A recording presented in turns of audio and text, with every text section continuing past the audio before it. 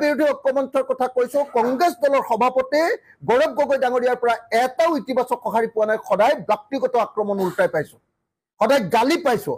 সদায় তাচ্ছিল্য পাইছো আৰু এইকাৰণে গৌৰৱ গগৈ ডাঙৰীয়াক স্পষ্ট ৰূপত জনাই দিব খুজিছো যে এইটো গৌৰৱ গগৈ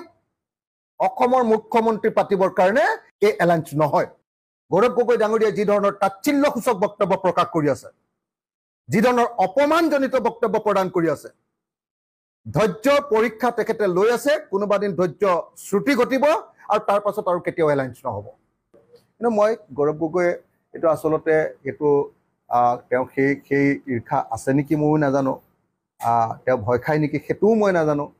অখিল গগৈক লৈ তেওঁ শংকিত নেকি সেইটোও মই নাজানো সদায় কংগ্ৰেছে যেটো কৰে যে নিৰ্বাচনৰ সময়ত কেণ্ডিডেট ঠিক কৰি দিয়ে যিদিনা নমিনেশ্যন দিব তাৰ আগদিনা ঠিক হয় তেতিয়াহ'লে কোনোবা মানুহ আমাৰ জিকিব বিৰোধী পক্ষই জিকিব পাৰিব নেকি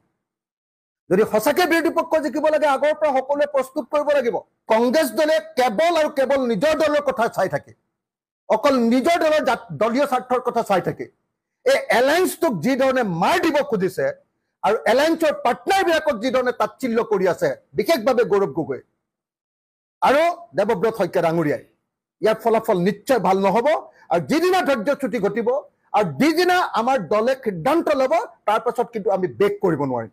ভিডিঅ'টো যদি মানুহলোকে চালে প্লিজ চেনেলটো ছাবস্ক্ৰাইব কৰিবলৈ নাপাহৰিব